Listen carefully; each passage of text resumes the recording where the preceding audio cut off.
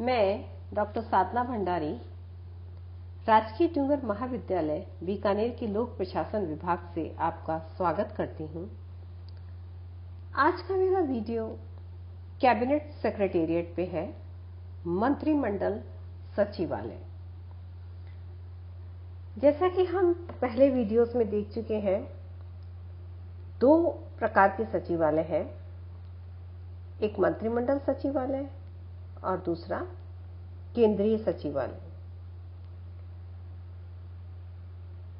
मंत्रिमंडल सचिवालय, जैसा कि नाम से ही स्पष्ट है, केंद्रीय मंत्रिमंडल को, वह मंत्रिमंडल जो केंद्रीय स्तर पर कार्य करता है, केंद्रीय मंत्रिमंडल को उसके दायित्वों एवं कृत्यों की पूर्ति के क्रम में आवश्यक प्रशासनिक सहायता उपलब्ध करवाने के लिए कार्यरत प्रशासनिक संरचना है।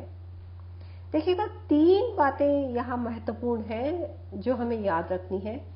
केंद्रीय मंत्रिमंडल और केंद्रीय मंत्रिमंडल को आवश्यक प्रशासनिक सहायता उपलब्ध कराना, और यह एक कैसा संगठन है? प्रशासनिक संगठन है, प्रशासनिक संरचना है। यह एक ब्रिटिश लीगेसी है। भारत में मंत्रिमंडल सचिवालय की स्थापना ब्रिटिश कैबिनेट सचिवालय के अनुसार की गई है। स्वतंत्रता से पूर्व गवर्नर जनरल या वाइसरॉय की कार्यकारी परिषद ही मंत्रिमंडल सचिवालय की भूमिका निभाती थी। लॉर्ड वेलिंगटन प्रथम गवर्नर जनरल थे जिन्होंने अपने निजी सचिव को 1936 से कैबिनेट की बैठकों में उपस्थित होने तथा कार्यवाही का विवरण लिखने की अनुमति दी। इसी वर्ष कैबिनेट सचिव का एक नया पद सृजित किया गया, जबकि पूर्व में गवर्नर जनरल का निजी सचिव ही कैबिनेट सचिव होता था। सर एरिक काउट्स भारत के प्रथम कैबिनेट सचिव नियुक्त किए गए और स्वतंत्रता के पश्चात गवर्नर जनरल के स्थान पर प्रधानमंत्री की पदस्थिति सामने आई और उसके कार्यों में उसकी मंत्रिमंडल को सहायता प्रदान करने के लिए मंत्रिमंडल सचिवालय का गठन किया गया। यदि हम इसके विकास को देखें स्वतंत्रता के पश्चात, तो भारतीय लोक प्रशासन पर पॉल एच एपेलबी के प्रतिवेदन की अनुशंसा पर कैबिनेट सचिवालय में O&M ऑर्गेनाइजेशन एंड मेथड्स नामक संभाग बनाया गया, जो 1964 में गृह मंत्रालय के अधीन गठित प्रशासनिक सुधार विभाग को स्थानांतरित कर दिया गया। ये कुछ महत्वपूर्ण बातें हैं जो यूपीएससी में, नेट में, आरपीएससी में पूछी जाती हैं। यदि हम इसके संगठन की बात करें, तो केंद्रीय मंत्रिमंडल का अध्यक्ष प्रधानमंत्री होता है। अतः मंत्रिमंडल सचिवालय के शीर्ष पर भी प्रधानमंत्री ही आसीन होता है। प्रशासनिक स्तर पर इस सचिवालय का प्रमुख मंत्रिमंडल सचिव या कैबिनेट सेक्रेटरी कहलाता है। शॉर्ट नोट के हिसाब से यह बहुत ही महत्वपूर्ण प्रश्न है, जो भारतीय प्रशासनिक सेवाओं का वरिष्ठतम तथा योग्यतम लोक सेवक होने के कारण देश का सर्वोच्च प्रशासनिक पद धारण करता है। कैबिनेट सचिव केंद्रीय सचिवालय के अंतर्गत कार्यरत समस्त मंत्रालयों तथा विभागों के कार्मिक तंत्र को भी निर्देशित करता है, जबकि प्रधानमंत्री का प्रमुख प्रशासनिक सलाहकार होने के कारण वह मंत्रिमंडल की बैठकों, कार्यसूची तथा निर्णयों के क्रियान्वयन में भी महत्वपूर्ण भूमिका निभाता है। यदि हम आगे बढ़ें, तो इस संदर्भ में यह कहा जा सकता है कि कैबिनेट सचिवालय के अधीन लगभग 13,000, और यह संख्या अब और भी अधिक हो गई होगी, कार्मिक कार्यरत है। कैबिनेट सचिवालय में नियुक्त होने वाला कैबिनेट सचिव सर्वाधिक महत्व तथा गुरुतर दायित्वों का पद है। इस पद पर वरिष्ठ तथा योग्य आईएएस अधिकारी की नियुक्ति प्रधानमंत्री की अनुशंसा पर सामान्यतः 2 या 3 वर्षों के लिए होती है, जिसे आवश्यकता होने पर बढ़ाया भी जा सकता है। यद्यपि प्रधानमंत्री का अपना निजी सचिव तथा प्रधानमंत्री कार्यालय का पृथक से सचिव होता है, तथापि कैबिनेट सचिव की भूमिका प्रधानमंत्री के आंख और कान के समान होती है, जो न केवल प्रधानमंत्री को परामर्श एवं सूचना उपलब्ध करवाता है, बल्कि मंत्रिमंडल की बैठकों में उपस्थित होकर मिनट्स भी तैयार करता है, जिन्हें मंत्रियों तक मंत्रालयों तक पहुंचाने के अतिरिक्त मंत्रिमंडल के निर्णयों की कार्यान्विति भी सुनिश्चित करता है। मंत्रिमंडल सचिवालय की यदि हम कार्यों पर थोड़ा गौर करें तो हम इन्हें 1 by 1 पॉइंट के रूप में देखते हैं। मंत्रिमंडल को प्रशासनिक सहायता उपलब्ध कराना। पहले ही हम शुरुआत में कह चुके हैं कि इस संगठन का कार्य प्रशासनिक सहायता उपलब्ध कराना है। मंत्रिमंडल सचिवालय का यह प्रमुख दायित्व है कि वह केंद्रीय कैबिनेट को प्रशासनिक तथा मंत्रालयिक सहायता सहित विभिन्न शासकीय समस्याओं पर परामर्श प्रदान करे। देखिएगा, एडवाइजरी बॉडी है, इसका काम परामर्श देना है। मानना या मानना उच्च अधिकारियों पर निर्भर करता है। और जो परामर्शदात्री संस्थाएं होती हैं, उन्हें लोक प्रशासन की भाषा में हम स्टाफ एजेंसी या स्टाफ अभिकरण कहते हैं। केंद्रीय कैबिनेट की नियमित साप्ताहिक तथा अन्य आपातकालीन बैठकों का स्थल, समय, दिनांक तथा कार्यसूची का निर्धारण करना, स्थायी सदस्यों को इसकी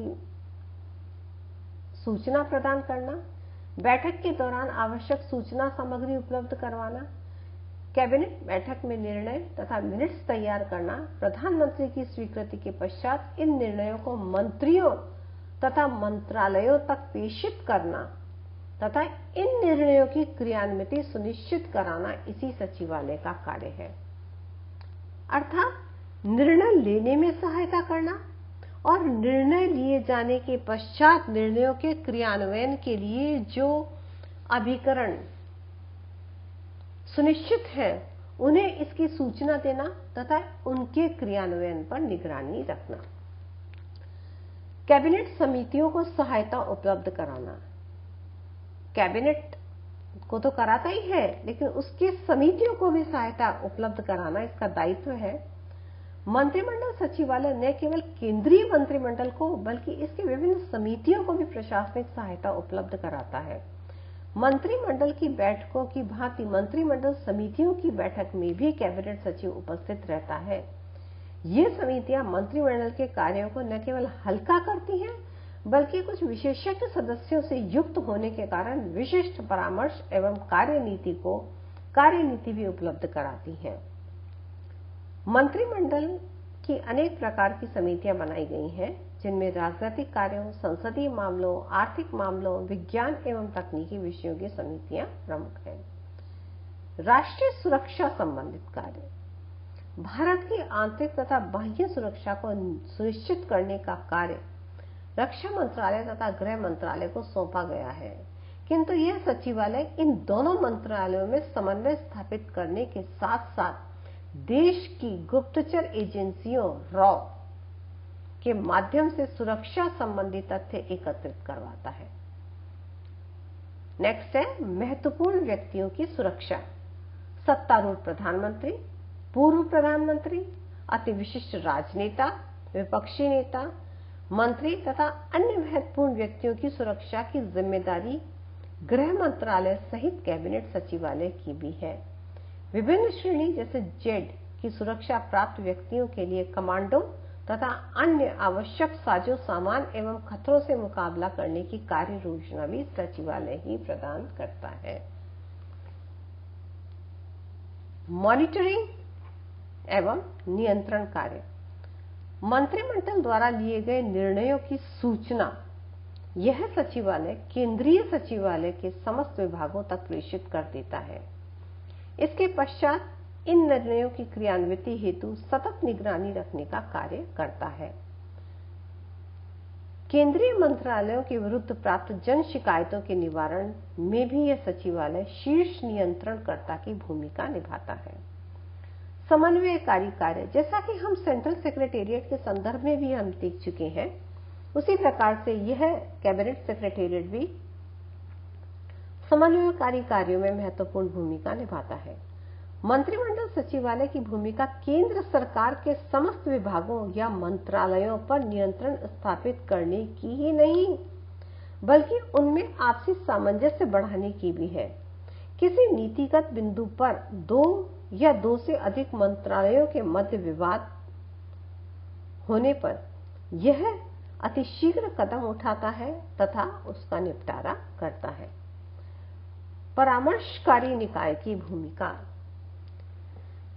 विश्वसनीय, वरिष्ठ तथा विशेषज्ञ प्रशासनिक अधिकारियों से परिपूर्ण मंत्रिमंडल एक परामर्शदात्री संस्था की भूमिका निभाता है और इन कार्यों में महत्वपूर्ण कार्य है संसद के सत्रों को बुलाना तथा स्थगित करना, राष्ट्रपति का अभिभाषण तैयार करना, विदेशी शिष्टमंडलों की मेहमान नवाजी तथा समझौता वार्ता, विदेशों के लिए भारतीय शिष्टमंडल का चयन, उच्च तथा विशिष्ट पदों पर नियुक्ति के लिए परामर्श, बजट निर्माण में सहयोग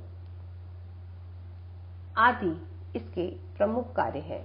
यदि हम बहुत ही समराइज तरीके से देखें तो भारत में मंत्रिमंडल सचिवालय की भूमिका समन्वयकारी, नियंत्रणकारी तथा परामर्शदात्री निकाय के रूप में है, जहां लोक सेवाओं का शीर्षतम अधिकारी कैबिनेट सचिव के रूप में केवल भारत सरकार का परामर्शदाता है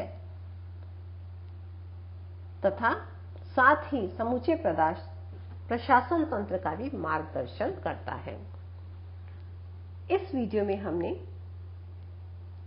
कैबिनेट सेक्रेटेरिएट के कार्यों और कैबिनेट सचिव की भूमिका और उसकी स्थिति पर चर्चा की। इसको आप ध्यान से सुने। अगले वीडियो तक बने रहें। धन्यवाद।